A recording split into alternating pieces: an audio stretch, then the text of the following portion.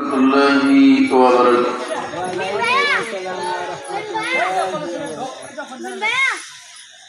نحمده ونستعينه ونستغفره ونؤمن به ونتوكل عليه ونعوذ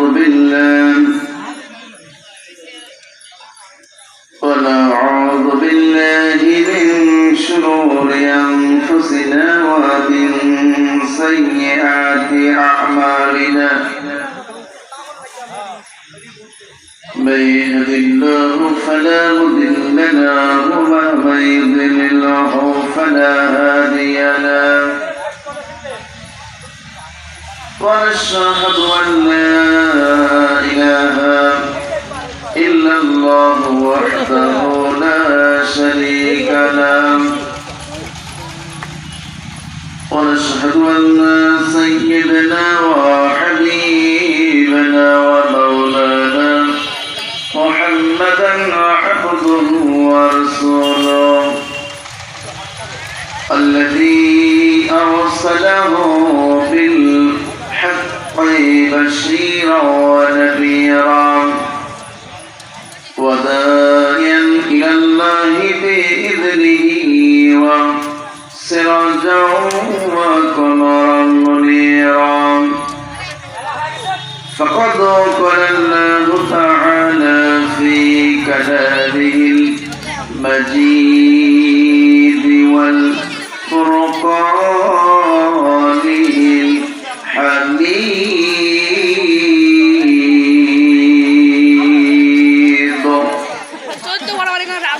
أعوذ بالله من الشيطان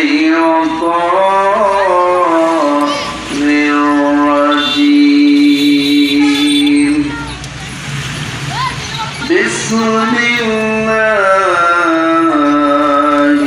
الرحمن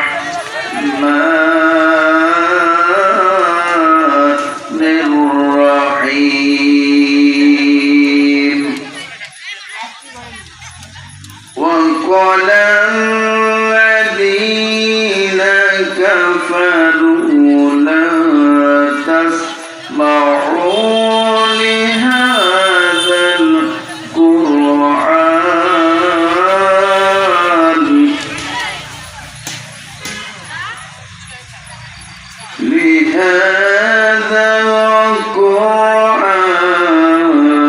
القرآن والغوا فيه لأنكم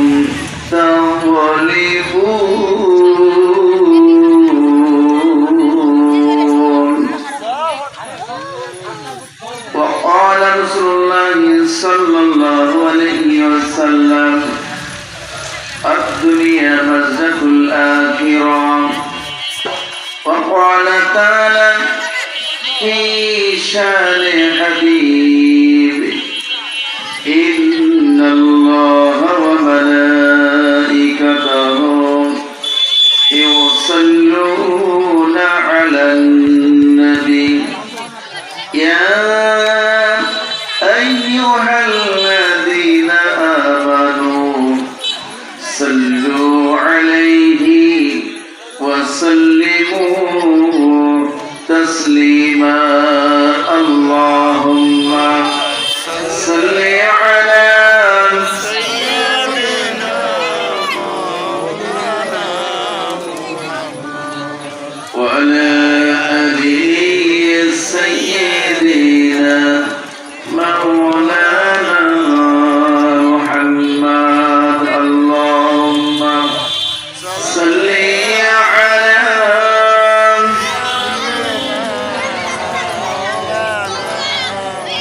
কষ্ট হচ্ছে শব্দ হচ্ছে না কেন?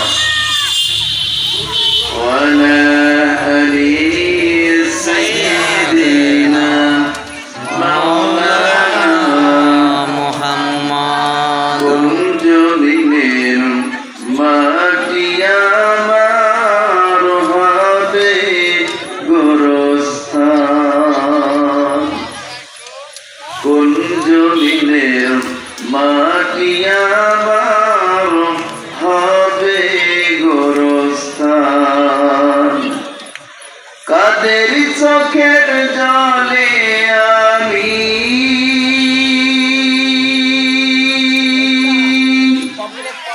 কাদের চোখের জলে আমি পাবো পরিত্রাণ কুঞ্জ দিনের মাটি আমার হবে গোরস্থান কুঞ্জ দিনের মাটি আমার হবে গোরস্থান আল্লাহুম্মা سيدنا مولانا محمد وعلى حبيب سيدنا مولانا محمد কারায় আমায় গোসল দেবে কে আনিবে কাফন কারায় আমায় কেঁদে কেঁদে করে দেবে দাফন ঠিক না বেঠিক ঠিক কারায় আমায় গোসল দেবে কে আনিবে কাফন কারায় আমায় কেঁদে কেঁদে করে দেবে দাফন কারায় আমার পাশে বসে কারায় আমার পাশে বসে শোনাবে কোরআন কুঞ্জ দিনের মাটি আমার হবে গোরস্থান কুঞ্জ দিনের মাটি আমার হবে গোরস্থান আল্লাহুম্মা سيدنا مولانا محمد وعلى علي سيدنا رسول على بلغنا بكماله كشف الدجى بجماله حسنت جميع خصاله صلوا عليه وآله মুআজ্জাজ মুহতারাম সম্মানিত ইসলাম প্রিয় কোরআন প্রিয় দিনী ভাই এবং বোনেরা সকলকে আমার পক্ষ থেকে আন্তরিক সালাম আসসালামু আলাইকুম ওয়া রাহমাতুল্লাহি ওয়া বারাকাতুহু ওয়া আলাইকুম আসসালাম ওয়া রাহমাতুল্লাহি আপনারা সকলে কেমন আছেন আলহামদুলিল্লাহ আল্লাহ রাব্বুল আলামিনের শুকরিয়া আদায় করি যে আল্লাহ তাআলা আমাদেরকে আজকে দোয়ার অনুষ্ঠান ইসলামী জালসার এই ময়দানে বসার সুযোগ করে দিয়েছেন সেজন্য আমরা সকলে শুকরিয়া আদায় করি সকলে বলি আলহামদুলিল্লাহ আলহামদুলিল্লাহ আজকের মাহফিলের সম্মানিত প্রধান অতিথি মোহাম্মদ হারুন রশিদ বাপু সাবেক উপজেলা চেয়ারম্যান আজকের মাহফিলের সম্মানিত সভাপতি আমার আপনার হৃদয় স্পন্দন এলাকার মুরব্বী নৌবাহিনী অবসরপ্রাপ্ত ওয়ারেন্ট অফিসার আলহাজ মাওলানা আব্দুল সামাদ আমার পাশে বসা আপনারা সকলে চেনেন যাই হোক আল্লাহ রাব্বুল আলামিন তার গোলামকে কোরআনের মাহফিলে সভাপতি হওয়ার যে যোগ্যতা অর্জন করাইছেন বসেছেন আল্লাহ তাআলা তার বান্দাকেও যেন জান্নাতের মধ্যে এমন একটি চেয়ার তৈরি করে দেন যে চেয়ারে বসে যে আসনে বসে তার সম্মান আল্লাহ বাড়ায় দিবেন আমরা সকলে বলি আমিন আজকের মাহফিলের আপনাদের সামনে আলোচনা করে ধন্য করেছেন দক্ষিণ লালপুরের কৃতি সন্তান হযরত মাওলানা মোহাম্মদ আব্দুর রাজ্জাক সহকারী মৌলভী শিক্ষক নুরুল দাখিল মাদ্রাসা আল্লাহ রাব্বুল আলামিন তার গোলামকে কোরআনের দাওয়াত গোটা বিশ্বময় পৌঁছায় দেওয়ার তৌফিক দান করুন সকলে বলি আমিন আসলে কোরআনের দাওয়াত যে কোনো দাওয়াত পৌঁছাইতে গোটা বিশ্বে পৌঁছাইতে আর 1 সেকেন্ড সময় লাগে না ঠিক না বেঠিক তাহলে এই কোরআনের দাওয়াত ভালো মন্দ গোটা বিশ্বময় পৌঁছে যাচ্ছে। রব্বুল আলামিন তার গোলামকে কোরআনের ময়দানের জন্য কবুল করে নিন। আজকের মাহফিলের কাঙ্ক্ষিত মেহমান, সুদূর নাটোর থেকে আগত আমার চোদ্দ বড় ভাই হযরত মাওলানা মোহাম্মদ তৈবুর রহমান তাজ। আমার বড় ভাই এই ময়দানে এখানেই অনেক কয়টা প্রোগ্রাম তিনি করেছেন। তিনি বাংলাদেশ নয়, শুধু ইন্ডিয়াতেও অনেক প্রোগ্রাম করে থাকেন। আমরা ভাইকে আমাদের মাঝে পেয়েছি, মানে এসেছেন। আল্লাহ রাব্বুল আলামিন আমার ভাইয়ের নেক হায়াত দান করুন, সকলে বলি আমিন। আমিন। এবং গোটা পৃথিবীতে কোরআনের দাওয়াত মানুষের ঘরে ঘরে পৌঁছায় দেওয়ার মতো যোগ্যতা দান করুন, সকলে বলি আমিন।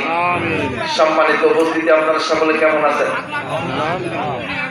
আল্লাহ তাআলার শুকরিয়া যে আপনারা ভালো আছেন, আল্লাহ তাআলা সুস্থ রেখেছেন। কিন্তু আমার বিষয় আমি ভালো আছি কি মন্দ আছে আল্লাহ ভালো জানেন। তারপরেও আলহামদুলিল্লাহ, সকলে জানেন যে আমি অসুস্থতার মধ্যে পড়ে গেছি। প্রায় 24-25টা দিন হয়ে গেল। এখানে বসে কথা বলবো এরকম যোগ্যতাও আমার মনের মধ্যে নেই। তারপরে আল্লাহ তাআলা যদি কিছু কথা বলার সুযোগ করে দেন তাহলে বলবো ইনশাআল্লাহ। যে মনিব আমাদের এখানে বসার সুযোগ করে দিলেন, আসার যোগ্যতা অর্জন করাই দিলেন। আসলে কোরআনের মাহফিলে সবাই আসতে পারে না, না পারে। যখন আর্মিদের লোক নিয়োগ হয়, বিডিআর লোক নিয়োগ হয়, চাচা বসে আছেন, যখন তিনি নৌবাহিনীতে যোগ দিয়েছিলেন তখন যেন বড় ছিলেন। কোনো বুড়ো মানুষ নেই নাকি? কোনো বুড়ো মানুষকে নেয় না, জওয়ানদেরকে নেয়। ওই রকম জওয়ানদেরকে নেয় যারা ভারতের বিএসএফ কে ধরে এনে পায়ের তলায় ভিজতে পারে, ঠিক না বেটি? ওই রকম যুবক নেয়, জওয়ান নেয়। ইসরায়েলের সৈন্যদেরকে পায়ের তলে ভিজতে পারবে এরকম যুবককে সেনাবাহিনীতে নিয়োগ করা হয়। সম্মানিত ভাইয়ের আমার, আল্লাহ রাব্বুল আলামিন যখন জান্নাতে আমাদেরকে নেবেন, বুড়ো মানুষগুলোকে বাছাই করে করে নেবেন না। যত বুড়ো মানুষ আছে সকলকে নিয়ে যাবেন।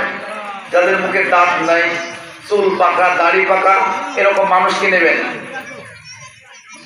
সম্মানিত ভাইয়ের আমার, রাসূল করিম সাল্লাল্লাহু আলাইহি ওয়াসাল্লাম যখন এই ওয়াজ করতেছিলেন যে কোনো বুড়ো মানুষ জান্নাতে যাবে না, কোনো কালো মানুষ জান্নাতে যাবে না,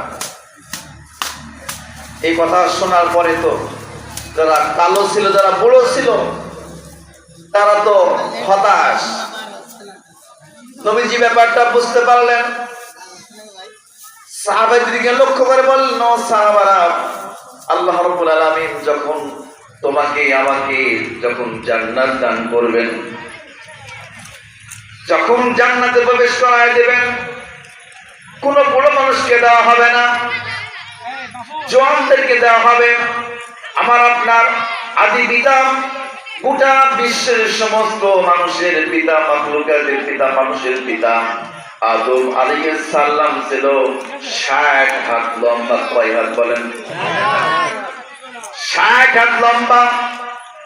যখন আমাকে আপনাকে ওই জান্নাতের মধ্যে দাখিল করা হবে, ছোট্ট বুড়ো মানুষ আকারে দেওয়া হবে না, সকল মানুষগুলোকে যারা জান্নাতি হবে তাদেরকে 60 হাত লম্বা করে দেওয়া হবে। বলেন সুবহানাল্লাহ।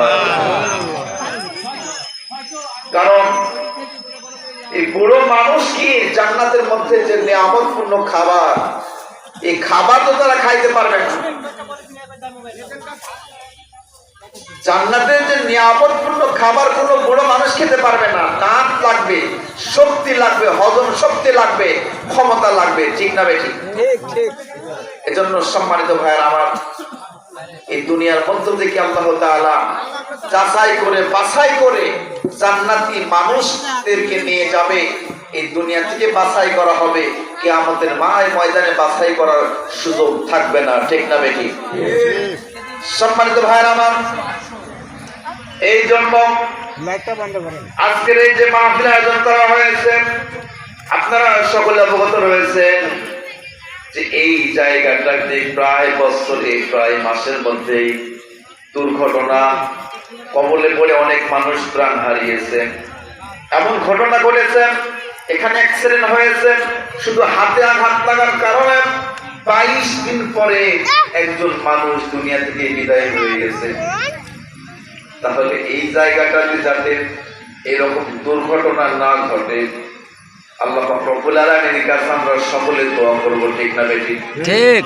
রব্বুল আলামিনের কাছে দোয়া করব, আল্লাহ তাআলা তোমার বান্দারা দিনে চলে রাতে চলে, কত অসহায় মানুষ চলে, পরিবারের আহার জোগানোর জন্য চলে, বৃদ্ধ মায়ের জন্য চলে, স্ত্রীর জন্য চলে, অনেকে স্বামীর জন্য চলে।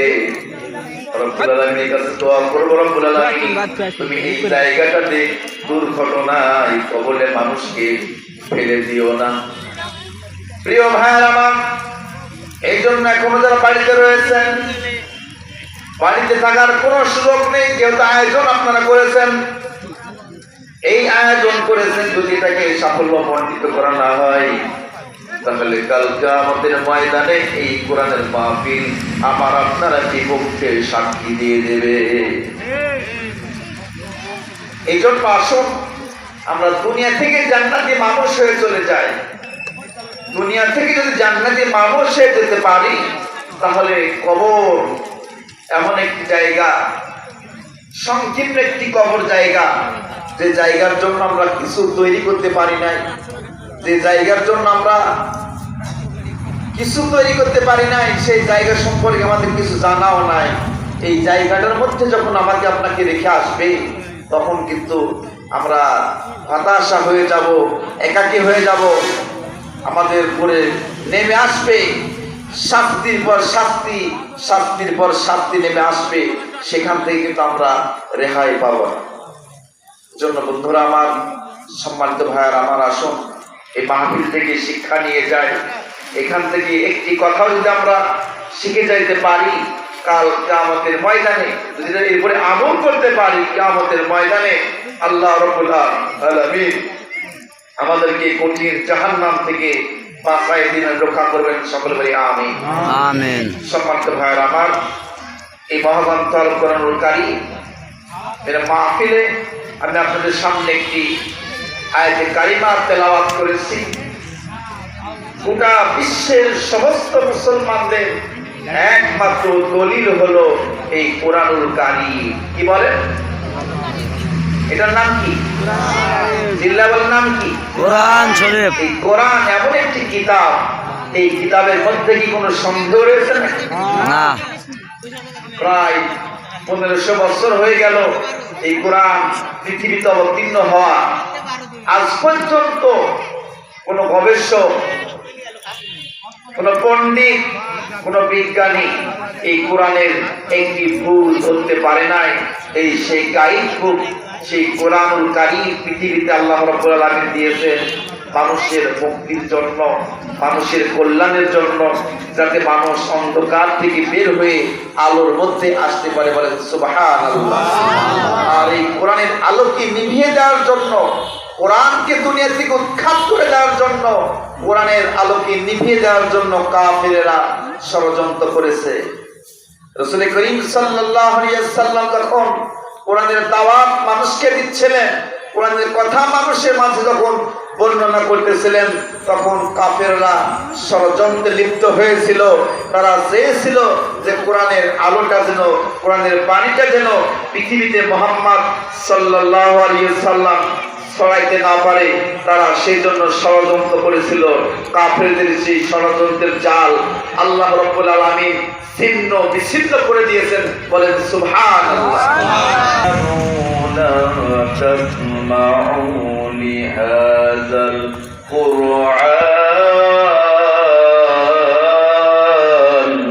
আল্লাহু আকবার।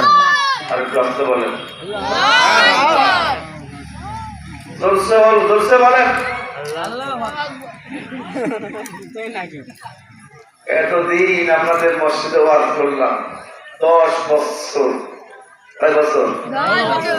আমি তো প্রত্যেক দিন জুমার সময় বলি, যখন কোরআনের আয়াত শেষ হয়ে যাবে তখন বলবেন আল্লাহু আকবার।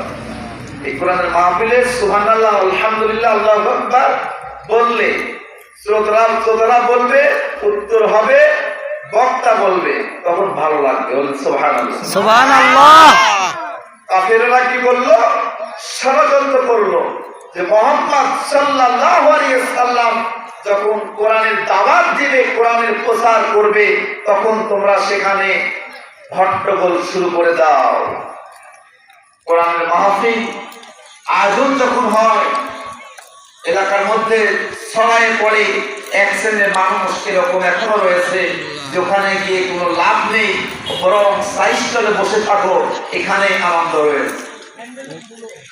আবার কোরআনের মাহফিলে বাংলাদেশের বিভিন্ন জায়গায় যাওয়ার মতো আল্লাহ রাব্বুল আলামিন সুযোগ করে দিয়েছেন। আল্লাহর এই গোলামকে, আপনাদের এই খাদেমকে দেখতেছি যে প্রায় জায়গাতেই কোরআনের মাহফিলে যে মানুষ, তার চাইতে বেশি মানুষ বাজার করে বসে থাকে। মানুষ সারা জীবন খাইলো এই কোরআনের মাহফিলে 10 মিনিট, 1 ঘন্টা, 2 ঘন্টার সময় কাটাইতে পারে না, বাজারের মধ্যে সময় কাটিয়ে দেয়। এরকম মজমা হয় কি হয় না? বিশাল বাজার, বাজারে অনেক মানুষ। সম্মানিত ভাইয়ার আমার, কোরআনের আওয়াজকে বন্ধ করে দেওয়ার জন্য কাফের বেঈমানদের ষড়যন্ত্র ছিল। এখনো সেই ষড়যন্ত্র অব্যাহত আছে না নাই বলেন? কোরআন এমন একটি কিতাব, কোরআন এমন একটি গ্রন্থ, যে গ্রন্থ মানুষেরা শ্রবণ করার জন্য, শোনার জন্য যখন সমবেত হতে চায়, তখন শয়তান মানুষকে প্রলোভন দিয়ে দেয় যে কোরআনের মাহফিলে যাওয়ার যে এখানে বসে থাকো, বরং 2টা সিগারেট খাও, 1টা বিড়ি টান দাও, বরং কোরআনের মাহফিলে যাওয়ার চাইতে এই মজাটা আরো বেশি লাগবে। ঠিক সম্মানিত ভাইরা আমার, যদি আমরা কোরআনের মাহফিলে না আসি, মসজিদে না যাই, যদি আমরা মাদ্রাসায় শিক্ষার জন্য না যাই, তাহলে আমার আপনার কপালটা কিন্তু কাফেরদের, ওই কাফেরদের মধ্যে শামিল হতে পারে।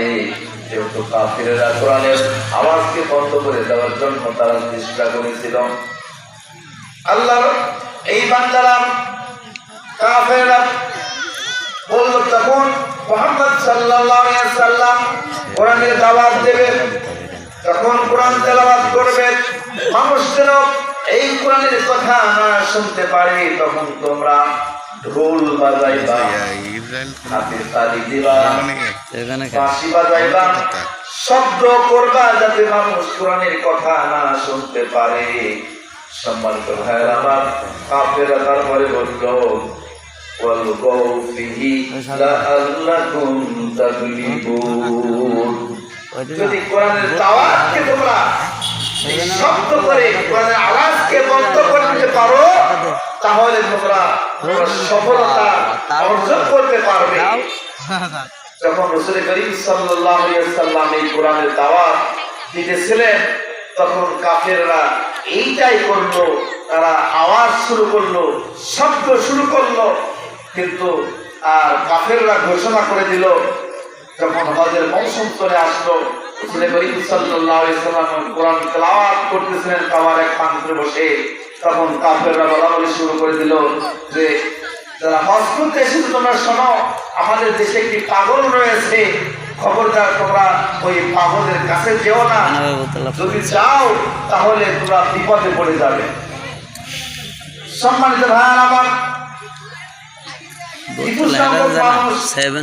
চিন্তা ভাবনা করলো, পানির বোতল, তারা চিন্তা ভাবনা করলো পানির বোতল হেঁটে দেন, যে পাগলের কি কয় এইটাই আমরা শুনবো। দূর দূরান্ত থেকে মানুষ এসেছে হজ করার জন্য।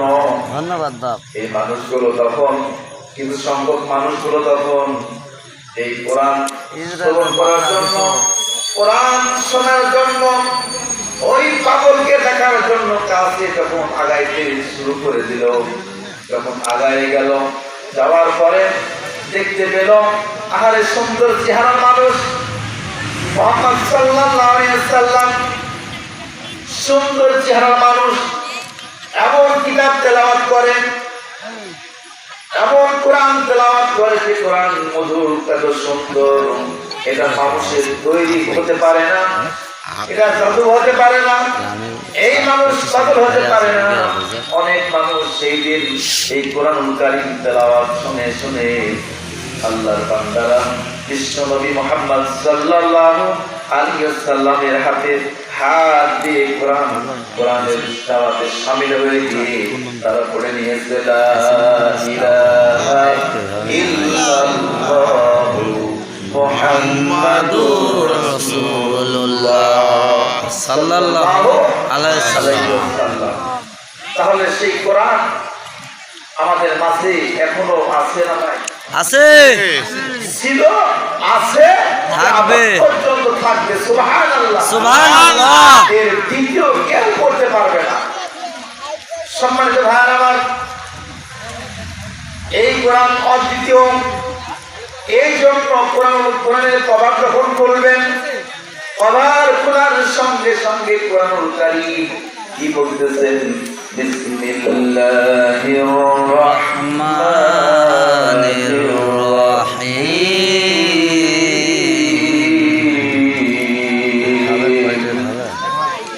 আল্লাহ রাব্বুল আলামিন বলতেছেন যালিকাল কিতাবু লা রাইবা ফীহি হুদাল লিল মুত্তাকিন। না না, তুই ধরলে যাবে, আমি টাকা দিচ্ছি।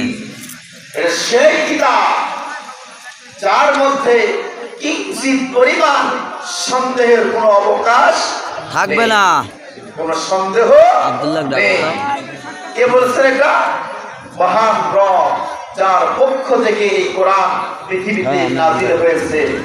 তিনি নাজিল করেছেন মানুষের কল্যাণের জন্য, মানুষের হেদায়েতের জন্য, মানুষের মুক্তির জন্য। কেন পৃথিবীতে কোরআন আসলো? যদি কোরআনকেই প্রশ্ন করেন তাহলে কোরআনের জবাব দিতে পারবে কি পারবে না বলেন? কোরআন জবাব দিতে পারবেন। কোরআন বলতেছেন আমি পৃথিবীতে কেন এসেছি। আল্লাহ কোরআন বলতেছেন লিতুখরিজান নাসা মিনাল যুলুমাতি ইলান নূর। আল্লাহু আকবার। আল্লাহ রাব্বুল আলামিন বলতেছেন, কোরআন বলতেছেন আমার মিশন, এই পৃথিবীতে আসার উদ্দেশ্য হলো একটা, পৃথিবীতে আসার কারণ হলো একটা। যত মানুষ অন্ধকারের মধ্যে রয়েছে, যত মানুষ বিপদগামী হয়েছে, সমস্ত মানুষগুলোকে অন্ধকারের মধ্য থেকে হাত ধরে টেনে টেনে আলোর দিকে আনার জন্য আমি কোরআন আল্লাহ রাব্বুল আলামিন আমাকে নাযিল করেছে। সুবহানাল্লাহ। তাহলে কোরআন কিন্তু পৃথিবীতে এমনি এমনি আসে নাই, তার একটা মিশন আছে। সেই মিশন দিয়েই আল্লাহ তাআলা এই পৃথিবীতে কোরআনকে নাযিল করেছেন, মানুষের হেদায়েতের জন্য, মানুষের মুক্তির জন্য, মানুষের কল্যাণের জন্য।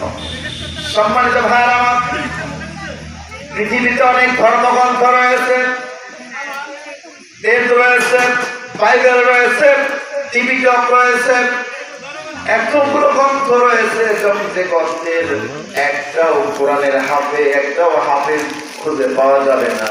আর পৃথিবীতে এখন অসংখ্য কোটি কোটি আল্লাহর কোরআনের হাফেজ আছে না নাই বলেন? আছে। কোরআনের হাফেজ রয়েছে। কোরআনুল কারীম পৃথিবীতে এসেছে, আর সংরক্ষণ করার দায়িত্ব কে নিয়েছেন বলেন? আল্লাহ। পৃথিবীর কেউ নিয়েছে নাকি বলেন? কেউ নেয় নাই। কোরআন পৃথিবীতে এসেছে, আর কোরআনকে সংরক্ষণ করার দায়িত্ব আল্লাহ পাক রব্বুল আলামিন নিজেই নিয়ে নিয়েছে। সুবহানাল্লাহ। তাহলে সেই কোরআন আমাদের মধ্যে আছে। আমরা জাতি হিসাবে মুসলমান, এত কপাল পোড়া আমাদের যে একটি এমন মানুষ আমরা সমাজের মধ্যে রয়েছে, জাতি হিসাবে মুসলমান, ব্যক্তি হিসাবে মুসলমান, ভোটার আইডি কার্ডে মুসলমান, কিন্তু দুঃখের বিষয় হলো সত্য, সেই কোরআন আমরা তেলাওয়াত করতে পারি না। এরকম সংখ্যার মানুষ আমাদের সমাজে কম না বেশি? বেশি চিল্লায় বলেন, কম না বেশি? বেশি অনেক অনেক বেশি কোরআন তেলাওয়াত করতে পারে এরকম মানুষের সংখ্যা আমাদের সমাজে এত এত এত বেশি, যেটা কল্পনা করা যায় না। এজন্য কোরআন তেলাওয়াত, কোরআনের শিক্ষার দরকার আমাদের আছে না নাই? আছে। আচ্ছা বলেন, কোরআন শিক্ষা কি কোনো সাইকেলে গিয়ে হবে, বাজারে গিয়ে হবে, হাটে গিয়ে হবে, দোকানপাটে বসে হবে? তাহলে কোরআনের শিক্ষা কোথায় থেকে করা যাবে? মাদ্রাসা, মসজিদ, মাদ্রাসা এবং মসজিদ। আর কিছু কথা কোরআনের ব্যাখ্যা বিশ্লেষণ শোনা যাবে কোরআনের বেটা মাহফিলে গেলে। বেটা লে আমাদের লালপুর থানাতে, আমাদের এলাকায় বিশ্বনন্দিত মুহাদ্দিস, ইয়ং জেনারেশনের আলোড়ন সৃষ্টিকারী একটা মডেল মুফতি আমির হামজা ভাই 4 তারিখে তিনি আসতেছেন ক্ষুদিরামপুর দেবরপাড়া। এই মাহফিল, তিনি মাহফিলে আসবেন ইনশাআল্লাহ। দোয়া করি আল্লাহ তাকে সুস্থ রাখেন, সকলে বলে আমিন। আমিন। সেই মাহফিল আমাদের এলাকায় হবে, এখানে আমরা যেতে রাজি আছি না নাই? ইনশাআল্লাহ। ইনশাআল্লাহ, কি বলেন? ইনশাআল্লাহ ইনশাআল্লাহ যাবো। এত বড় একজন মুফতি হাফেজ, এই কোরআনের এই যে অল্প বয়সে, আমাদের চেয়েও বয়স কম, আমার চেয়েও বয়স কম, অল্প বয়সে আল্লাহ তাআলা কোরআনের এত জ্ঞান, হাদিসের এত জ্ঞান আল্লাহ তাআলা তার মাথার মধ্যে ইলম দান করেছেন, কল্পনা করা যায় না। ডক্টর জাকির নায়েক এইভাবে কথা বলেন, যত তথ্য দেন মুফতি আমির হামজা ভাই, এরকম তথ্য দিয়ে গোটা বিশ্ববাসীকে অবাক করে দিয়েছেন। তিনি তার তাফসীর শুনে শুনে অনেক মানুষ, হিন্দু ভাইয়েরা মুসলমান হয়েছে, এরকম দৃষ্টান্ত রয়েছে। সম্মানিত ভাইয়েরা আমার, তাহলে বিশ্বনবী সাল্লাল্লাহু আলাইহি ওয়াসাল্লামের হাত ধরে কাফের বেঈমানরা তারা মুসলমান হয়ে নিজের জীবনকে জান্নাতবাসী করে দিয়েছেন। এখনো সেই কোরআনের দাওয়াত পেয়ে, কোরআনের দাওয়াত পেয়ে অসংখ্য হিন্দু ভাইয়েরা, খ্রিস্টান ভাইয়েরা, যাদের কপালে হেদায়েত জোট রয়েছে, আল্লাহ রাব্বুল আলামিন তাদেরকেও হেদায়েতের মালা দিয়ে বিভিন্ন আলেমদের হাতে হাত দিয়ে তারা মুসলমান হচ্ছে। বলেন আলহামদুলিল্লাহ, আলহামদুলিল্লাহ। সম্মানিত ভাইয়েরা আমার, সেই কোরআন পেয়ে ওই যুগের যারা কাফের ছিল তারা ইসলাম গ্রহণ করলো, কালেমা স্বীকার করলো, তারা জান্নাতি মানুষ হয়ে গেল। আর আমরা কোরআন পেয়ে আমরা মুসলমানদের ঘরে জন্ম নেওয়ার পরেও আজকে আমরা অনেকে আমাদের কর্মের কারণে। আমাদের কর্মটা ভালো হওয়ার দরকার আছে না নাই? বলেন আছে। আমাদের কর্ম ভালো হওয়ার দরকার রয়েছে। কিভাবে ভালো হওয়ার দরকার রয়েছে? আল্লাহ রাব্বুল আলামিন তিনি বলতেছেন, আল্লাহ পাক বলতেছেন, ওয়াল আসরি ইন্নাল ইনসানা লাফি আল্লাহু আকবার। স্টেজে কোন লাইভ বলতেছেন, আল্লাহ রাব্বুল বলতেছেন, হে পৃথিবীর মানুষেরা, তোমরা শোনো, পৃথিবীর সমস্ত মানুষেরা ক্ষতিগ্রস্তের মধ্যে রয়েছে। এই কথাটা কার? আল্লাহর। বলেন কার? আল্লাহর। আমার। আজ থেকে 1500 বছর আগে রব্বুল আলামিন কোরআনুল কারীমের মধ্যে বলে দিয়েছেন, পৃথিবীর সমস্ত মানুষেরা ক্ষতিগ্রস্তের মধ্যে রয়েছে, শুধুমাত্র 4 শ্রেণীর মানুষ বাদ দিয়ে। জোরে বলেন কয় শ্রেণী? 4 শ্রেণীর। আরো জোরে বলেন কয় শ্রেণী? 4 শ্রেণীর। 4 শ্রেণী। সেই 4 শ্রেণী মানুষের মধ্যে আমরা আছি কিনা এটা দেখার দরকার আছে না নাই? না মৃত্যুর পরে দেখবেন? মৃত্যুর পরে দেখবো। আমরা তো ওই আশায় আছি মৃত্যুর পরে দেখবো। মৃত্যুর পরে কেমনে করে দেখবে? ওইভাবে দেখা যায় যে আমি এই কোন দলের মধ্যে সামিল রয়েছে, কোন রাজনৈতিক দলের মধ্যে সামিল রয়েছে, কোন পীর সাহেবের দলের মধ্যে সামিল রয়েছে, আমার কিসের ভয়? আমার মৃত্যুর পরে তো তারা আমাকে পার করে নিয়ে যাবে। আছে না নাই? হ্যাঁ আছে এরকম এরকম মানুষ আছে না নাই? আছে। আমি একটা দল করি, এই দলের নেতা খেতা যারা আছে মৃত্যুর পরে তারা সামনে গিয়ে বলবে আমার দলের অমুক ব্যক্তি আজকে মারা গেছে, সে অত্যন্ত ভালো মানুষ ছিল, আমার দলের এত ভালো কাজ করেছে, এত কাজ করেছে, সে চলে যাওয়ার কারণে আজকে আমরা একটা পথ হারালাম, শূন্যতা হলো। এই শূন্যতা কবে পূরণ হবে আমরা জানি না। নেতাদের বক্তব্য এরকম আছে না নাই? এরকম এই যে ওয়াজ বক্তব্য মাহফিল আছে। শুনছে কত আছো? আমার চাচা আমার সাথে বয়স বেশি, চাচা আরো ভালো না। সম্মানিত ভাইয়ের আমার, এই আইসা। দিয়ে কাজ হবে না, হবে নাকি বলেন? আইসো আমি এখানে আল্লাহ আছি। বলছেন, সমস্ত পৃথিবীর মানুষেরা ক্ষতিগ্রস্তের মধ্যে হ্যাঁ? রয়েছে, শুধুমাত্র চার আচ্ছা, ঠিক আছে। বাদ দিয়ে ধরে বলেন কয় শ্রেণী? চার শ্রেণী। এই চার শ্রেণীর মানুষের মধ্যে প্রথম নাম্বার হলো ইল্লাল্লাযিনা আমানু। কারা? ইল্লাল্লাযিনা আমানু, যারা ঈমান এনেছে।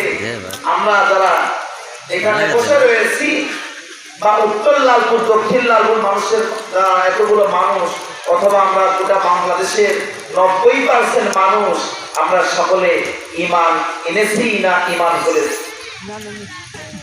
ঈমান কিন্তু নষ্ট হয়ে যায়, নামাজ যখন নষ্ট হয়ে যায় ঈমানও কিন্তু নষ্ট হয়। নামাজ নষ্ট হলে, সহসিদ্ধা দিলে,